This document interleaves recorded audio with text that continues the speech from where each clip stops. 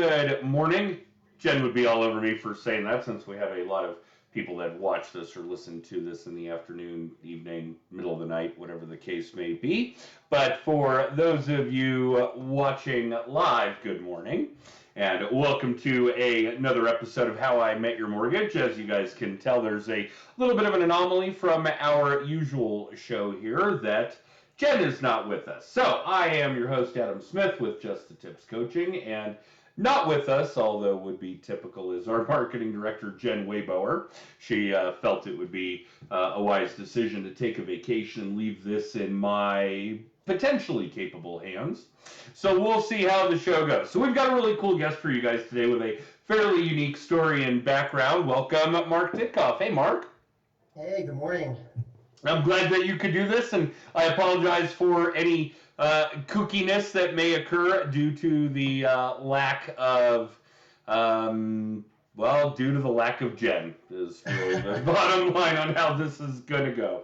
But for those of you that have watched us, we're probably halfway into our fourth year here.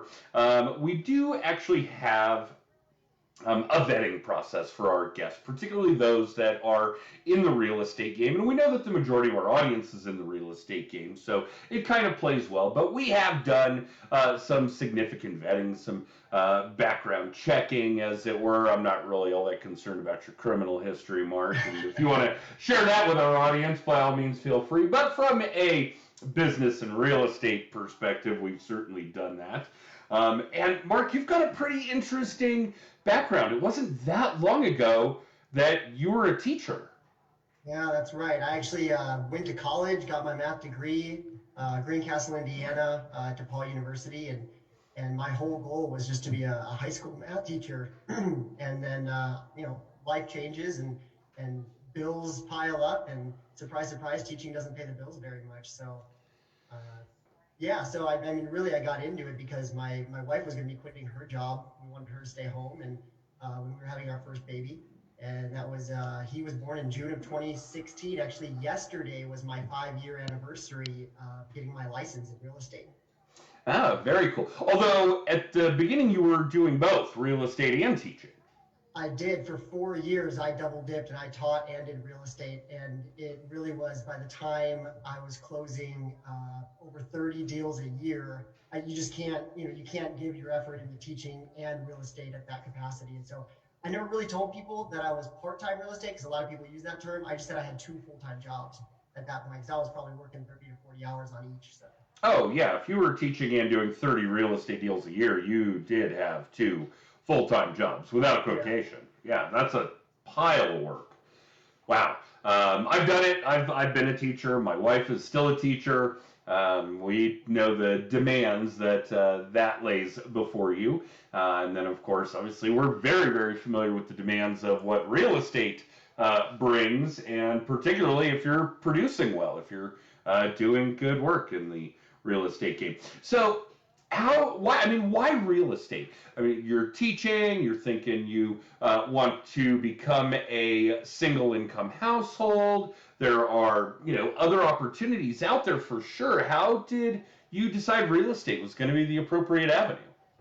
I think I got into it in a similar way that, it seems like everybody's getting into real estate nowadays, but it's one of those that they go and they buy a house and then they're talking to their agent and say, well, that seems like a lot of fun. I think I could do that.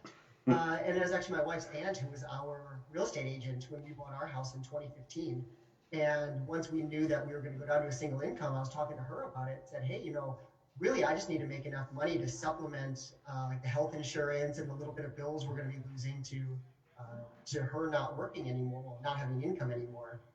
And so we just said, I could do real estate. I'm a numbers guy. I like doing this kind of stuff. I actually took a personality profile when I was back in high school, and they said sales was where I should be, and that eventually I'd hate teaching because it'd be too repetitive. And so I said, yeah, let's give this a shot. And I said, if I can close about 4 houses a year, it would pay the bills we need. And if I couldn't do that, then I don't deserve to be in real estate. Fair enough. There's some legitimacy to that. Okay, there are a couple of important things that I certainly want to touch on just from that statement alone. One is that it is sales. And a lot of our audience, certainly a lot of the real estate community, can't quite get their head around that. Now, granted, selling a house today, whether it's here, there, anywhere across the country, certainly in any major urban corridor, like up and down the Valley Highway, up and down the Front Range of Colorado, houses sell themselves. You selling yourselves as the person who should be representing the people that want to sell those houses, that's where this comes into play. And yeah, it is obviously not as redundant or as repetitive as, say, teaching high school math would be. I do still know the Pythagorean theorem, if that's of any value, and what it's for. A lot of people know it, but they don't know that it's to find the hypotenuse of a right triangle. Right. All the time. Not all the time. And I would say my children, one of them is very good in math. One of them hasn't gotten there. My high schooler helped my grad student get through college algebra. And I probably dropped off his list right about then. Yeah, geometry, algebra, those were in my wheelhouse, and then that was about the end of that. So, yeah, do not ask me about trig. Yeah, this gets a little beyond my scope.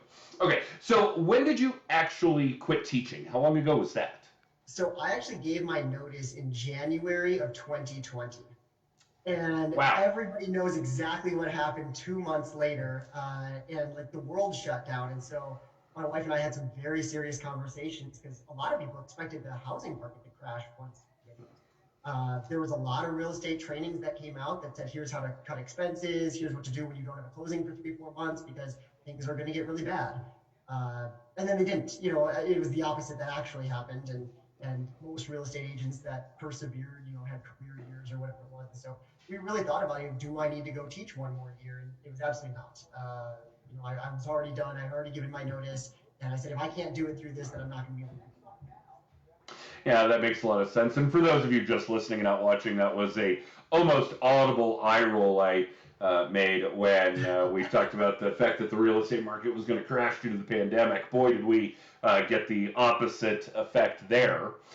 So literally, your full-time real estate career without that second job has only been through the course of the pandemic.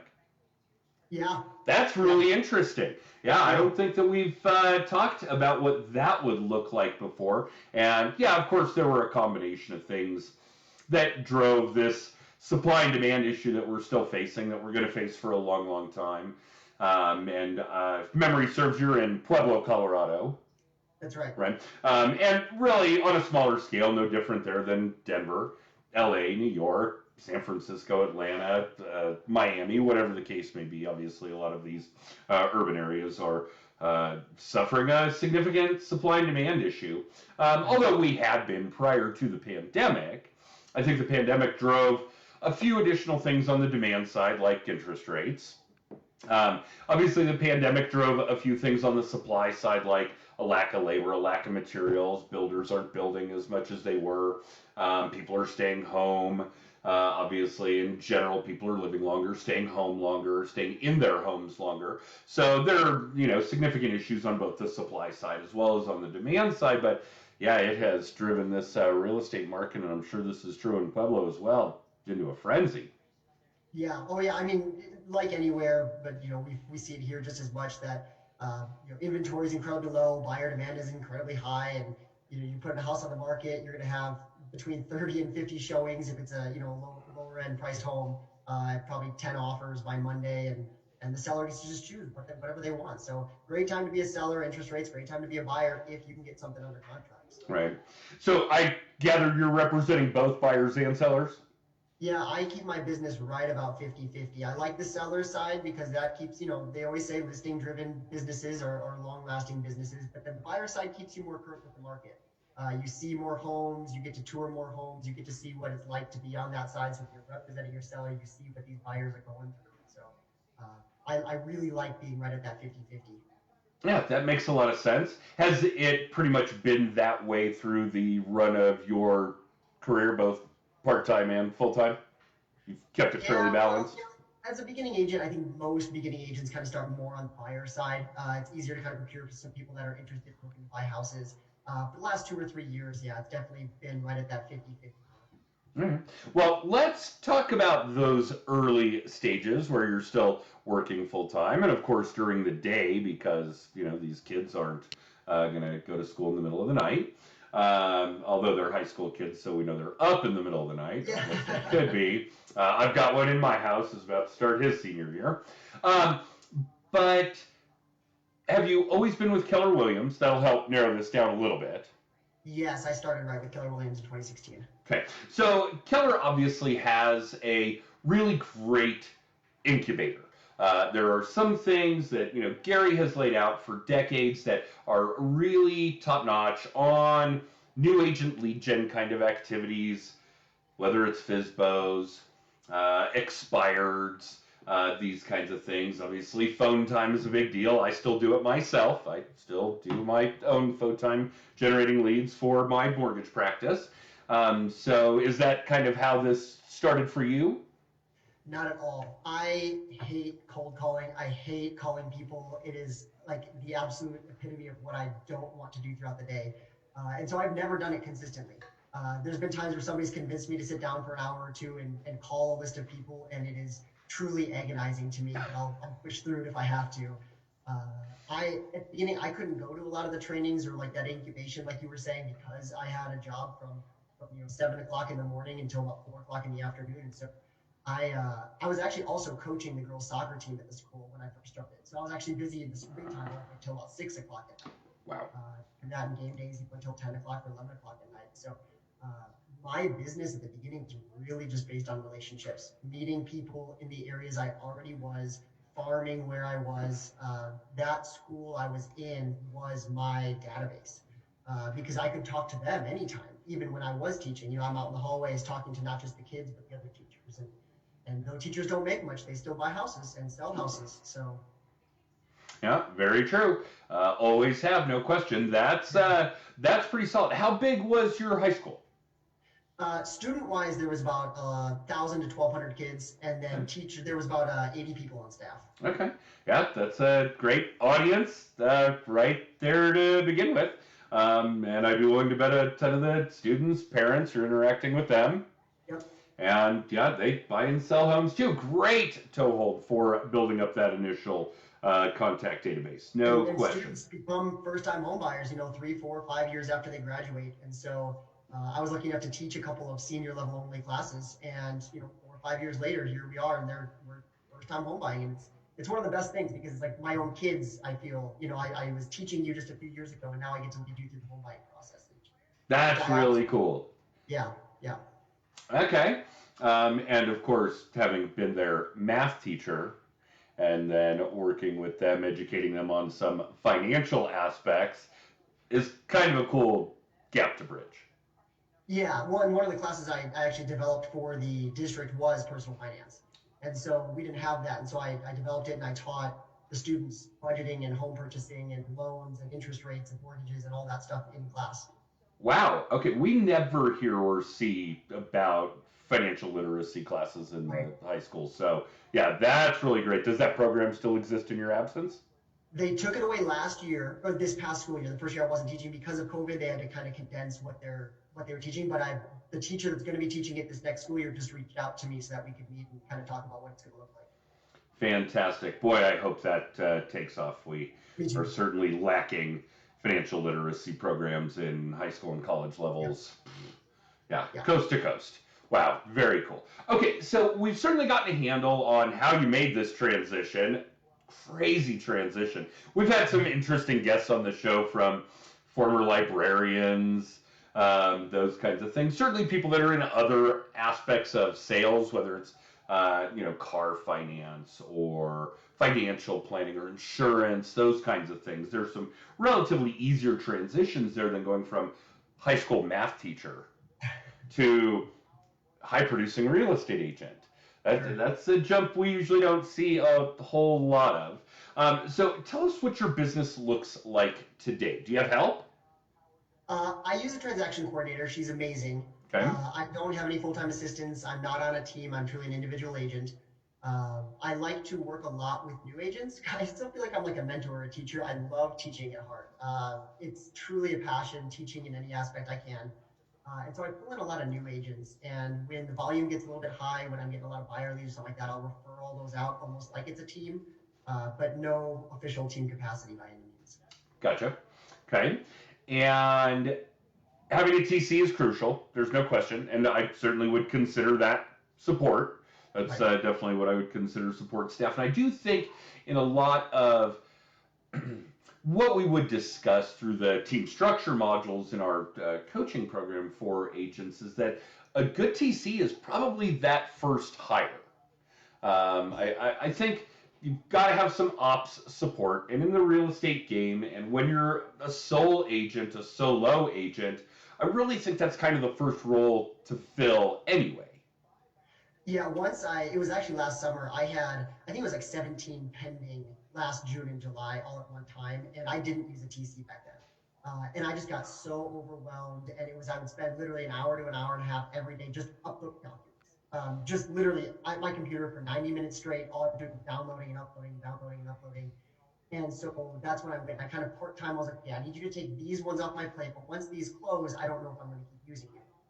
And I actually went back to just doing it by myself, probably for the rest of the year. And then it was January or February of this year, I just made the conscious decision that it's not a question is if I'm going to hire her, it's she's automatically in the budget, automatically getting the contracts the moment it happens.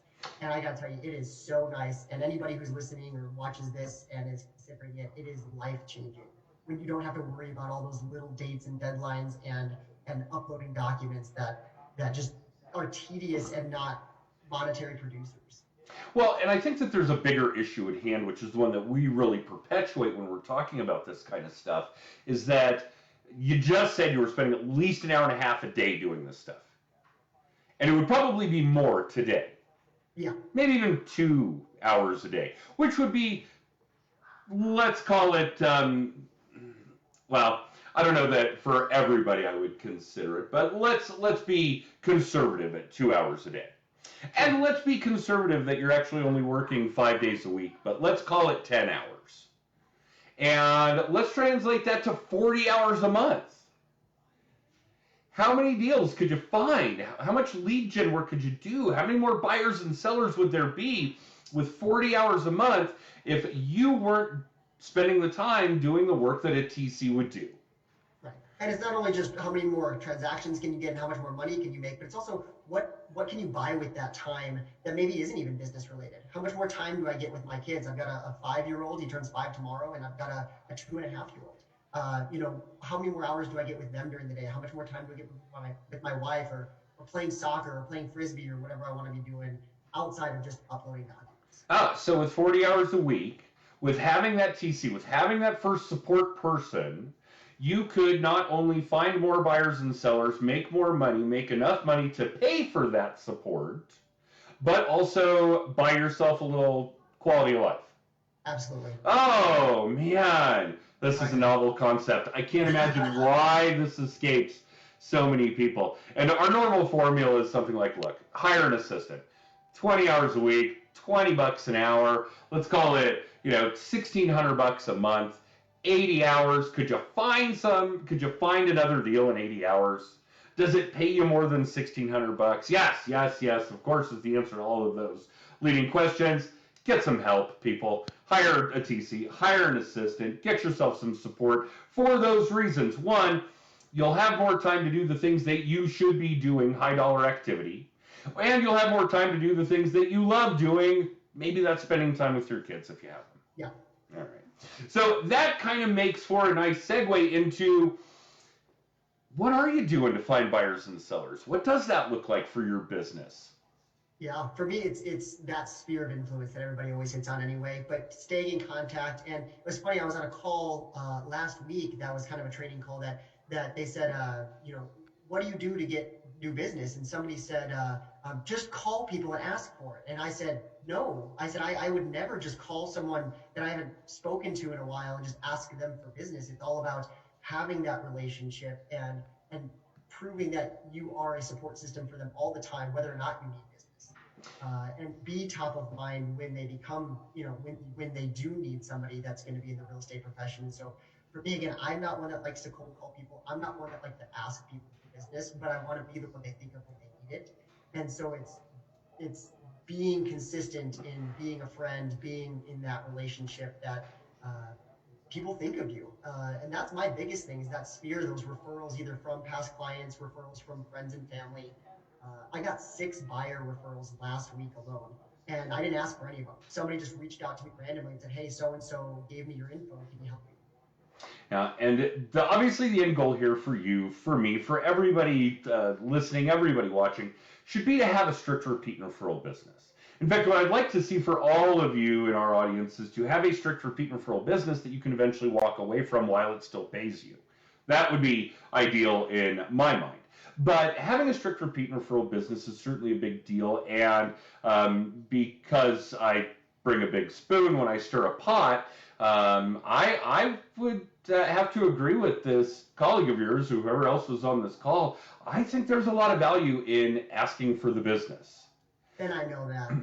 I think you got to do that. Now, who he's asking for the business versus who you're asking for the business are obviously very, very different. And without equivocation, Mark's right, guys. You got to build relationships. You got to make contacts. You got to stay in front of those contacts. You got to further those relationships. You've got to make friends, and eventually friends become clients, and refer more clients, and you make more friends, and on and on and on. There's obviously a lot of truth to the know, like, and trust shit. We all know this. I mean, God, Gary talked about it for 30 years. Zig talked about it for 40 years. I mean, there's no secret that the know, like, and trust aspect, and you don't do that by cold calling and asking for the business. They don't know you, they don't like you, they don't trust you. Maybe they like you, maybe.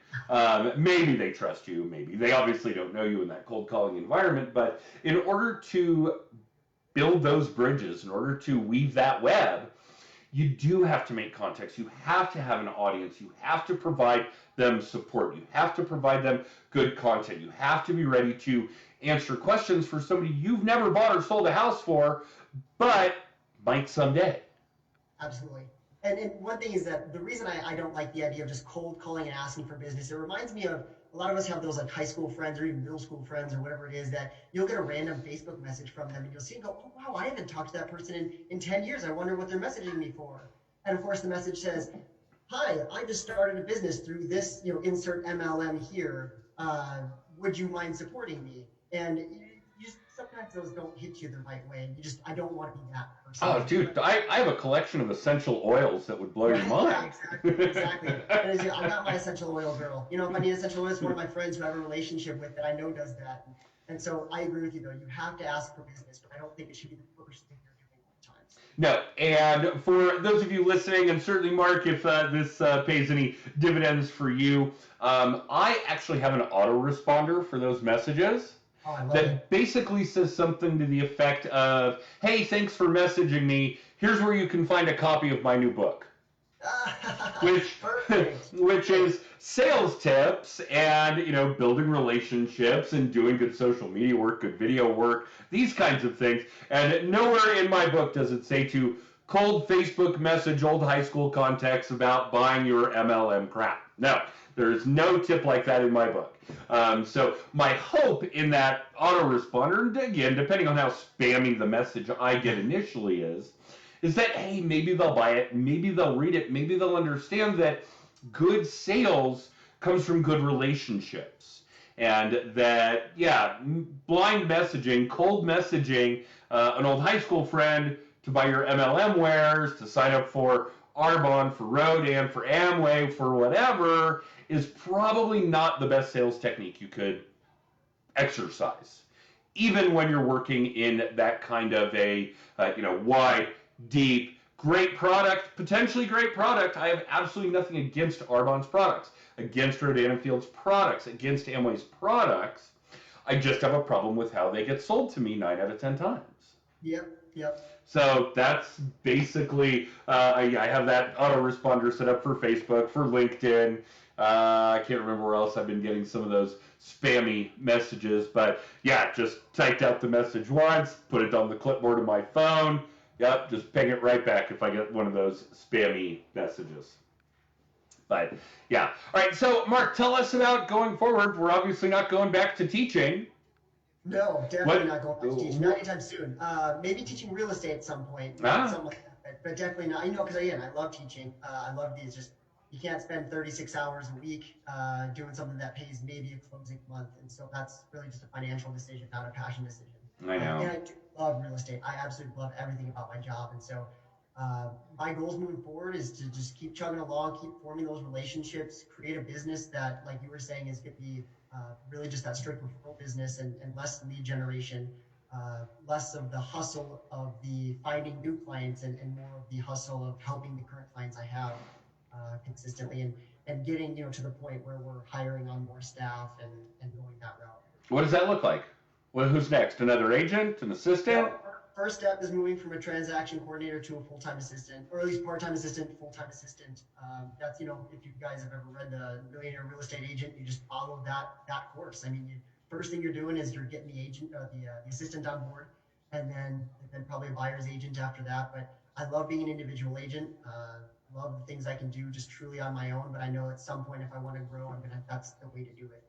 Oh, without equivocation. Yeah, I mean, don't get me wrong. You're talking about a methodology that has been tried and tested for years and years and years, and has bred some of the most successful real estate agents there are. Yeah. So, yeah, no question. And this is exactly how you'll go about this path. Part-time assistant groomed into full-time assistant. Then the two of you will hire another part-time assistant.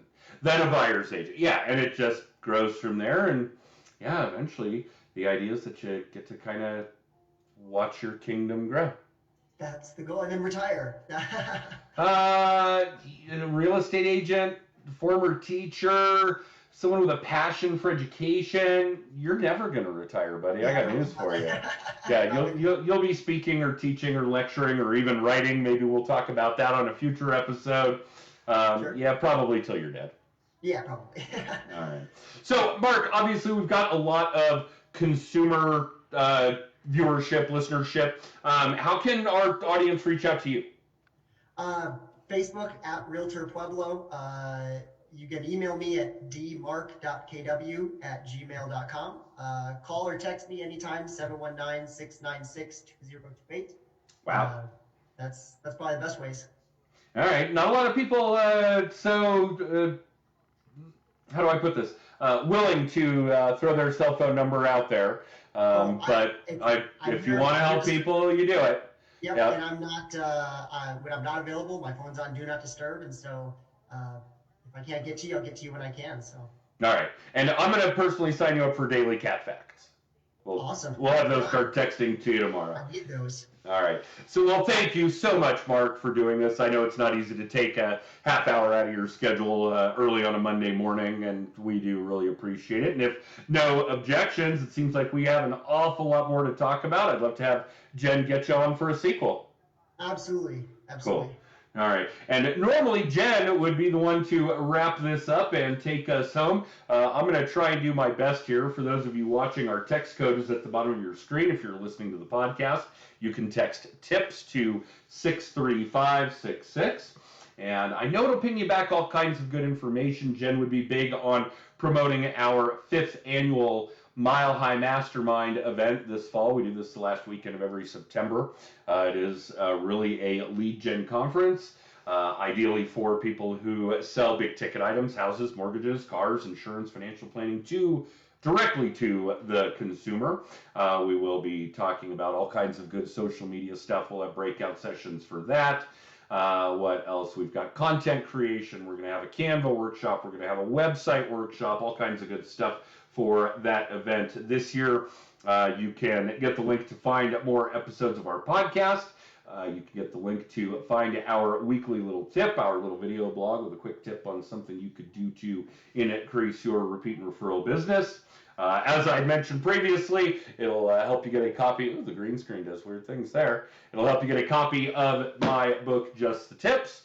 And there may be more, and Jen will probably scold me for forgetting some of it the next time she sees me. But for those of you watching or listening live, thank you for tuning in. And if you're watching or listening in syndication, you can catch the next episode of How I Met Your Mortgage, Mondays at 10:30 Mountain Time. Mark, again, thank you so much for being our guest. And for the rest of you, we will catch you next time.